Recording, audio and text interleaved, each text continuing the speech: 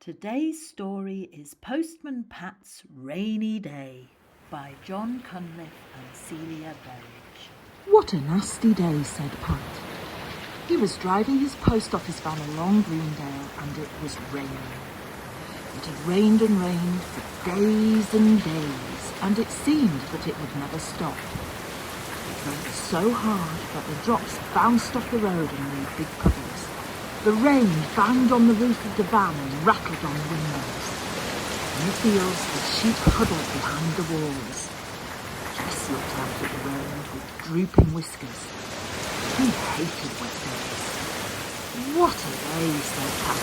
It'll be wet letters and wet everything. It was still raining when he reached the village post office. What weather, said Mrs. Goggins. And just look at those letters. She had a warm fire in the back room, and she had clipped the letters to string washing lines to dry. Imagine them getting so wet just being posted. I don't know what people do with them. And then the ink starts to smudge and you can't read the address. It's like a wet wash day, but worse. Aye, I see what you mean, said Pat, but never mind, they'll soon dry. And you best look out for floods up the valley, Pat. There's more rain forecast, you know. It's enough to cause a landslide. Oh dear, that does sound a little bit dangerous for Pat. The rain might not stop you, Pat, but I'm sure a landslide will. Not even Postman Pat could get through that. Don't you worry, said Pat. I'll see that the post gets through. It'll take more than a bit of rain to stop me. He gathered up the damp pile of letters and parcels. I'll be on my way then. Cheerio. Splashing through deep puddles, squelching up muddy tracks and splodging through farmyards deep in mud, Pat was on his way. But who was this standing at the roadside, soaking wet and covered in black mud?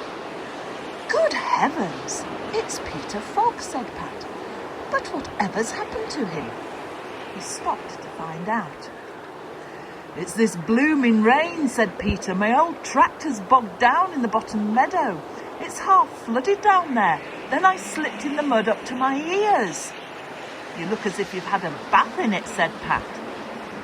I just about have, said Peter. I'm off for some dry clothes. Then I'll get the new tractor to pull the old one out. Good luck, said Pat. I think it's fairing up now. Cheerio. When Pat reached the village school, some of the children were peering out to see if the rain had stopped. Charlie Pringle ran out for the letters. Hello, Charlie, said Pat. Where's Bill Thompson then? He's off school today. They say there's flooding up at the Thompson ground. He'll be helping get the sheep in. I don't think you'd be allowed to do that nowadays, just take a day off school to get sheep in. But I digress. Back to the story. Well, don't drop the letters. They've already had one wetting, said Pat. The other children came out while they were talking, and now they were having a great time jumping over puddles and in puddles and sailing paper boats. It's nice to see someone enjoying the rain, thought Pat, but time was getting on, and he must be on his way. At Greendale Farm, Pat saw Peter Fogg again, looking much better after a good wash and a change of clothes. Peter showed Pat Mr. Pottage's new tractor with its bulldozer blade fitted. That'll shift anything, he said. Pat was impressed. The next call was at the church. The Reverend Timms was having trouble with the rain too. Good day, Pat, said the Reverend. The rain rains on the just and the unjust. Good heavens, said Pat.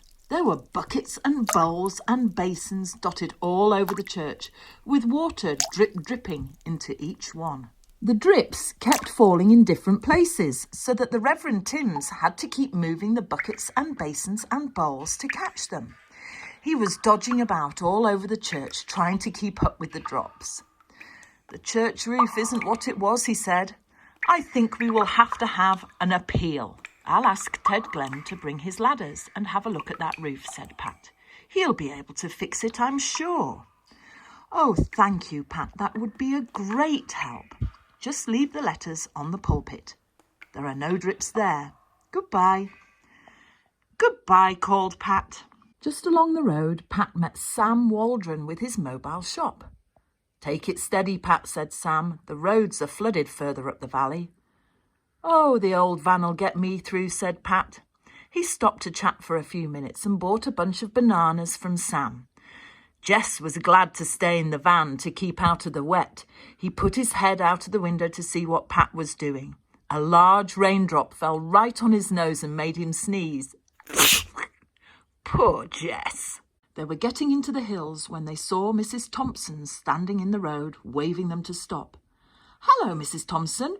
What's going on?" said Pat. "There's terrible floods in the top fields, Pat, and the water's brought tons of earth down and blocked the road. Come and see." Well, tons of earth sounds like a landslide to me, and that's what they were worried about.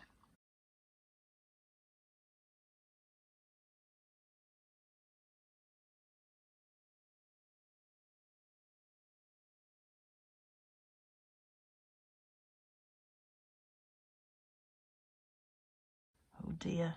"Dear me," said Pat. "Can't we telephone the village for help?" "No, the lines are down." "Can't we walk round it?" "It's too dangerous with these floods. You could be buried if the land started to slip again." Well, that is definitely called a landslide. They heard an engine coming along the road. "Here comes Alf," said Mrs. Thompson. "He's going to try to get through with the tractor." "Do you think he can do it?" said Pat. "I'll have a jolly good try," Alf shouted. Off he went at top speed towards the pile of stones and earth. The engine roared and the wheels were spinning and skidding in the wet mud. The tractor climbed over the first of the rubble, and then there was a loud bang as its nose hit a large rock. It was stuck. Alf tried again and again, but it wouldn't move. It took him another 10 minutes to back out of the mess, and the tractor was damaged at the front. "It's no good," said Alf. "We'll have to get help somehow." Then Bill came with his model aeroplane. "I've got a good idea," he said. "We can put a message on my plane and I can fly it across to Greendale Farm to get help." "That is a good idea," said Pat. "Clever lad. We'll send an airmail letter." So Pat wrote a note. "Road blocked at Thompson Ground. Please send help. Pat." He tied it to the plane with a bit of Alf's binder twine. Bill stood on a little hill where he could just see the distant chimneys of Greendale Farm and twiddled his radio controls. He started the engine and the aeroplane flew up into the sky. Bill steered it carefully and it flew away towards Greendale Farm. "Away she goes!" cried Pat. "That's better than a van.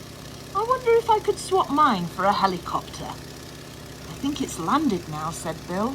The Thompsons went off to see to the sheep whilst Pat sat on the wall to wait.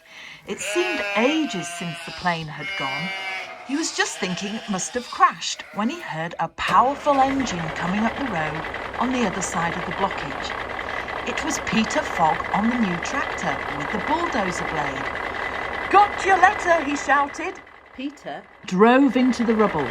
The bulldozer blade pushed the earth and stones to one side of the road with a loud grinding and screeching of metal and stones and earth. Huge wheels bit into the ground and pushed the tractor forward. He was through. "Thanks, Peter," shouted Pat. "Right you are," shouted Peter. When Sam Waldron came along in his mobile shop, there was just enough room for him to get through.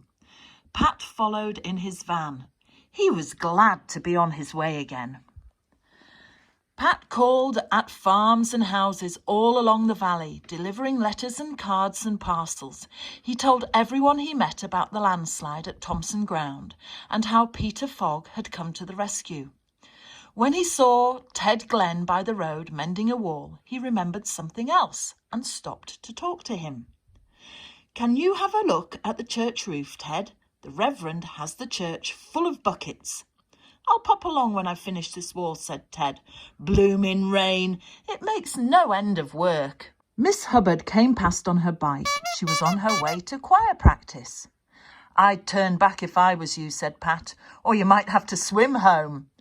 "Swim?" said Miss Hubbard. It'll take more than a drop of rain to stop me. And on she went. I'll be on my way too, said Pat. Cheerio. As Pat wound his way along the valley, it looked like rain again. But there was a warm fireside to look forward to when all the letters had been delivered. And there you have it. That's the end of another Postman Pat story. Please like and subscribe and speak to you again soon. Bye for now.